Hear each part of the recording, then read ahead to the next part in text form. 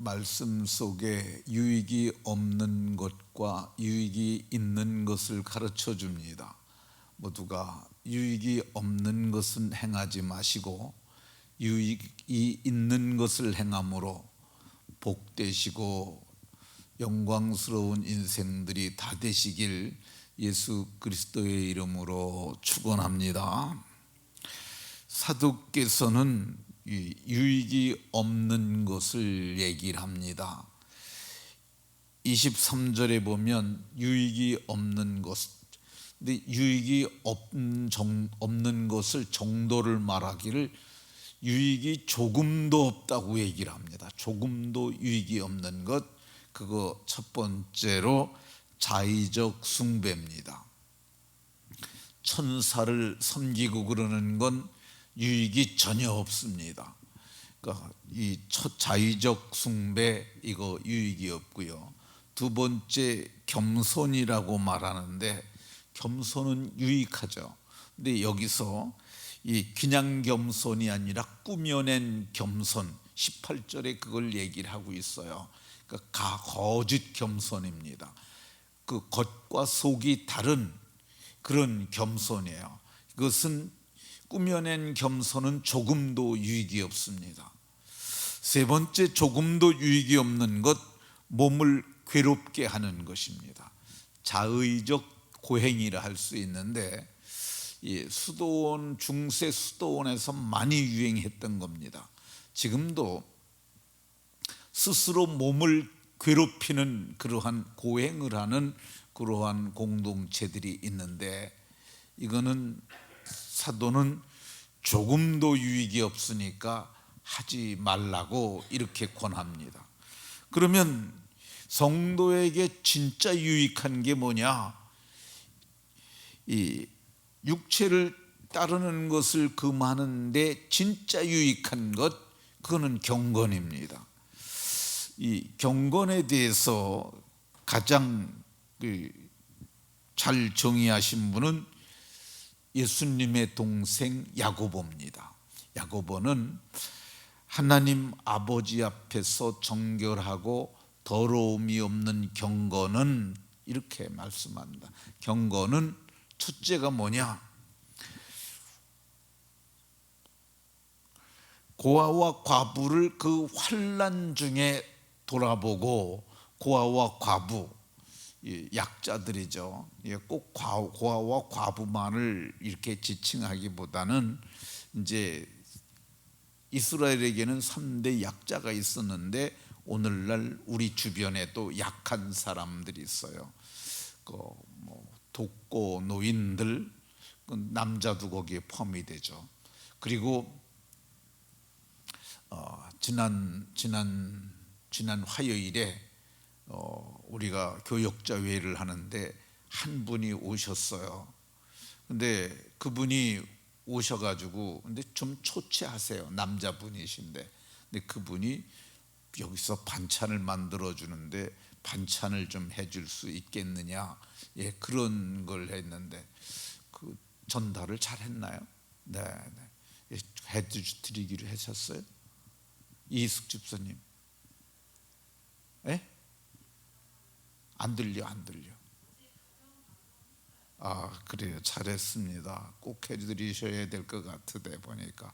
네, 그 고아와 과부를 환난 중에 돌아보는 것, 이거 그 야고보 장로는 첫 번째 놓고요. 두 번째, 자기를 지켜 새 속에 물들이지 아니하는 것. 이 자기를 지켜 새 속에 물들이지 않는 것, 이것에 대해서 어제 제가 세 가지로 얘기를 했습니다. 몸이 기억하니까 이 몸이 물들면 안 되고, 두 번째, 마음이 물들면 안 되고, 자기를 지켜 새 속에 물들이지 않게 해주고, 세 번째는 생각이라고 그랬는데 그 생각 중에 그 생각이 사상까지를 포함합니다. 그러니까 나쁜 사상이 한번 들어오게 되면 그게 세척이 잘 안 돼요. 그래서 나쁜 사상, 특별히 우리나라는 분단 상황이기 때문에 공산주의와 같은 사상을 갖게 되면은 이게 지워지지가 않아요. 그 야당의 지금 그 유력한 사람들 가운데 그 주체 사상을 학습한 사람들이 꽤 많습니다. 그 사람들이 사실은 자원이 꽤 좋은 사람들이에요. 근데 그 학습이 되어 있으니까, 근데 이제 그걸 벗어버리는 방편이 뭐냐면 그 커밍아웃, 그러니까 정치적 사상적 커밍아웃을 해야 돼요. 그게 뭐냐면, 나는 과거에 공산주의자였었는데 나는 이제 그것을 벗어버리기로 했다. 그리고 이유를 좀 달아서 이렇게 그걸 커밍아웃을 해야 돼요. 그게 자기에게도, 자기 자신에게도 좋고, 자기가 이제 그 살아가는 정치 행로에도 그것이 아주 중요합니다. 근데 커밍아웃 없이 그냥 하는 사람들이 있어요. 그거는 뭐냐면 지금도 그걸 가지고 있는 거야. 그거는 자신에게도 좋지 아니하고 국가적으로도 좋지 않아요. 그 좋은 인재들이 다 그 사상에 물들어 가지고 지금까지도 있습니다. 그거를 뭐 요즘에 무슨 사상 논쟁하느냐, 이념 논쟁하느냐. 근데 보면은 이념 논쟁, 그걸 할 수밖에 없는 정황이, 우리나라는 민주주의에 기반을 둔 나라잖아요. 그럼에도 불구하고 자꾸 그쪽으로 전직 대통령부터 시작해서 그런 일을 했기 때문에, 그래서 오늘날 우리가 이게 자기를 지켜 세속에 물들이지 않는 그것을 해야 합니다. 성도에게 유익한 경건이 뭐냐? 경건은 사도행전 10장 2절에 보면 그가 경건하여 온 집안과 더불어 하나님을 경외하며 이렇게 말합니다. 경건은 뭐냐? 하나님을 경외하는 거예요. 이게 진짜 경건이고, 사실은 이게 첫 번째 와야 되는 경건이라고 저는 생각을 해요. 경건은 첫 번째는 하나님을 경외하는 것. 근데 하나님을 경외한다는 이 우리말로 이렇게 썼는데, 이게 히브리 원문은 야레라는 단어가 쓰였는데 그게 두려워하는 거야. 두려움. 그러니까 이게 그냥 두려움이 아니라 존재를 알고 두려워하는 이 거룩한 두려움이라 할 것입니다. 그러니까 하나님은 어떤 분인 줄 알면은 이 경외하지 않을 수 없어요. 우리말의 공경이라는 뜻도, 경외라는 뜻도 공경하고 두려워하는 거야. 근데 그분이 어떤 분인 줄 알면은, 근데 그분을 막연하게 글로 알아가지고는 경외심이 안 생깁니다. 그분을 글로 알다 할지라도 이제 체험에는 두 종류가 있어요. 이게 마음으로 체험하는 것이 있고요, 몸으로 체험하는 것이 있는데, 하나님의 그러한 한 성경을 읽다가 하나님이 정말 어마어마하신 분이구나, 그걸 체험하게 되면은 그게 경외가 일어나는 거죠.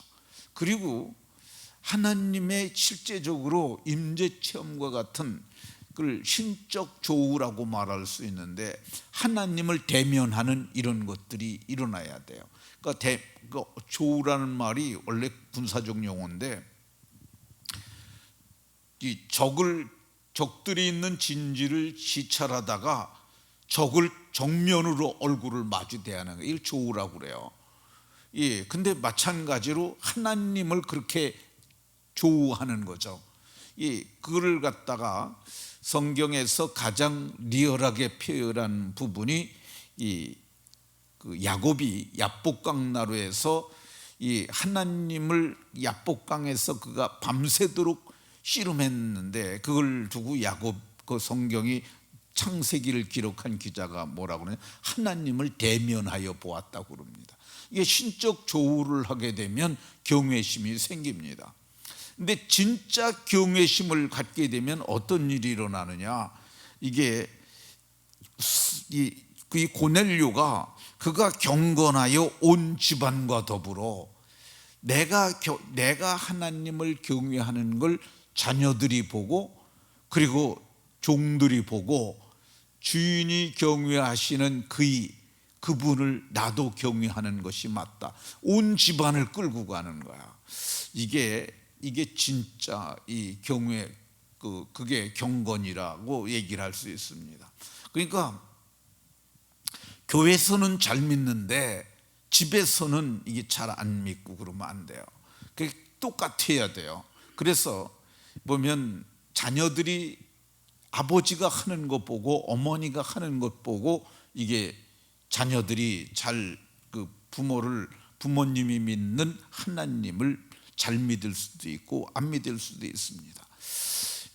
그래서 자녀들 보는 앞에서 교육자를 욕을 한다든가 장로님들이나 교회 중직자들을 욕을 하게 되면 이게 쓴뿌리가 내려가는 거야. 그래서 경외심이 안 생깁니다.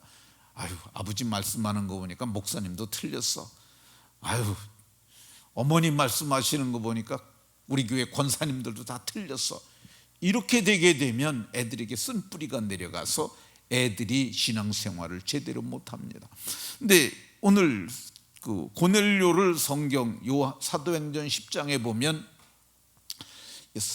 고넬료를 아주 크게 말을 합니다. 고넬료는 그가 경건하여 온 집안과 더불어 하나님을 경외하며, 그러니까 온 집안이 나 때문에 다 믿게 돼야 돼요. 그러니까 나 때문에 그 공동체가 다 믿게 돼야 돼요. 이게 진짜 경건입니다.